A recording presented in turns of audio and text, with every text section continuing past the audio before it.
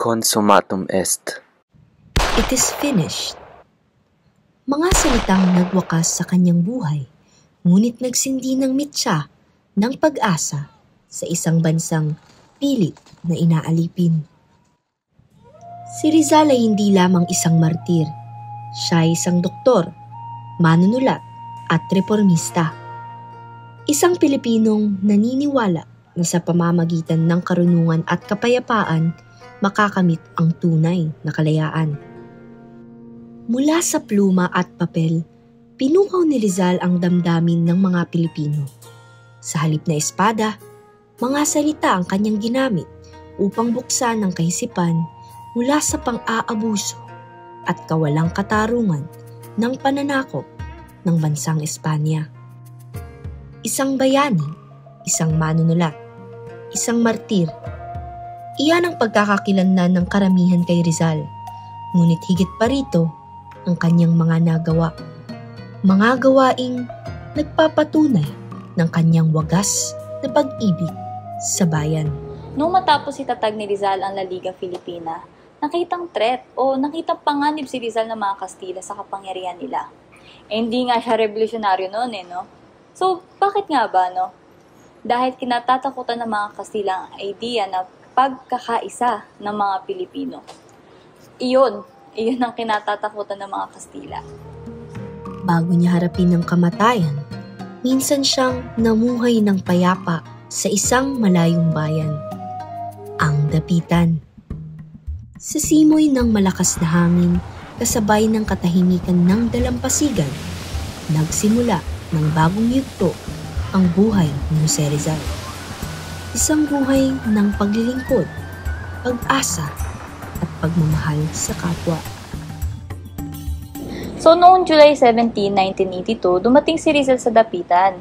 Pinayagan siya ng mga Jesuita na mamuhay ng malaya. Basta susunod siya sa isang kondisyon, kundi sumunod sa alintuntunin nila. Pero kung isipin mo, kung ibang tao yun, susunod na lang sila para ma-secure yung safety nila. Pero si Jose Rizal, tinanggihan niya. Doon mo makikita ang kanyang paninindigan para sa mga Pilipino. At ito ang determinasyon ng isang Dr. Jose Rizal. Dito sa Dapitan, ginugol niya ang 4 na taon ng kanyang buhay, hindi bilang isang bilanggo ng kawalan, pagkos bilang isang lingkod ng kanyang bayan. Ginamit ni Rizal ang kanyang kakayahan bilang doktor. Nagpagaling siya ng mga may sakit, lalo na ng mga may karamdaman sa mata. Hindi niya iniwan ang mga may hirap. At ang tanging kabayaran na hiningi niya ay isang taus-pusong salamat. Maging ang kanyang ina ay inoperahan niya sa Dapitan dahil sa katarata. Isang patunay na hindi lang siya bayani sa bayan, kundi anak na mapagmahal. Bilang isang guro, nagtayo siya ng paaralan sa loob ng kanyang bakuran. Nagturo si Rizal ng pagbasa, pagsulat, matematika, heograpiya, Espanyol, at mga wastong asal.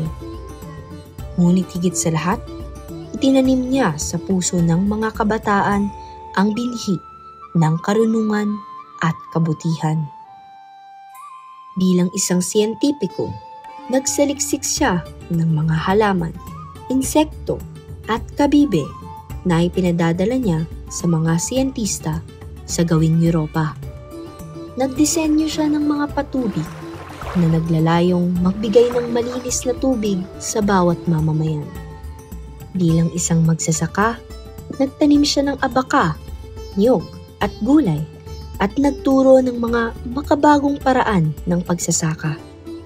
Sa kanyang mga kamay, umusbong ang lupa ng Dapitan, kasabay ng pag-asa ng mga mamamayan nito. At bilang punong panlipunan, itinuro niya ang kalinisan, disiplina at pagkakaisa. Ang Dapitan ay kanyang ginawang modelo ng isang maunlad at mapayapang pamayanan. Sa katahimikan ng Dapitan, patuloy siyang sumulat. Sa bawat titik ng kanyang pluma ay puno ng pag-asa para sa isang Pilipinas na malaya, marangal at nagkakaisa. Noong Hunyo 1896, dinalaw siya ni Dr. Pio Valenzuela upang hingi ng kanyang payo para sa revolusyon. Ngunit, tinutulan ni Rizal ang agarang pag-aalsa at ang payo niya, maghanda muna ng mga sapat na armas, pera at humingi ng suporta mula sa mga edukadong Pilipino. Malayo sa Maynila ang kapayapaan sa dapitan, ngunit hindi dito nagtapos ang kwento ni Rizal.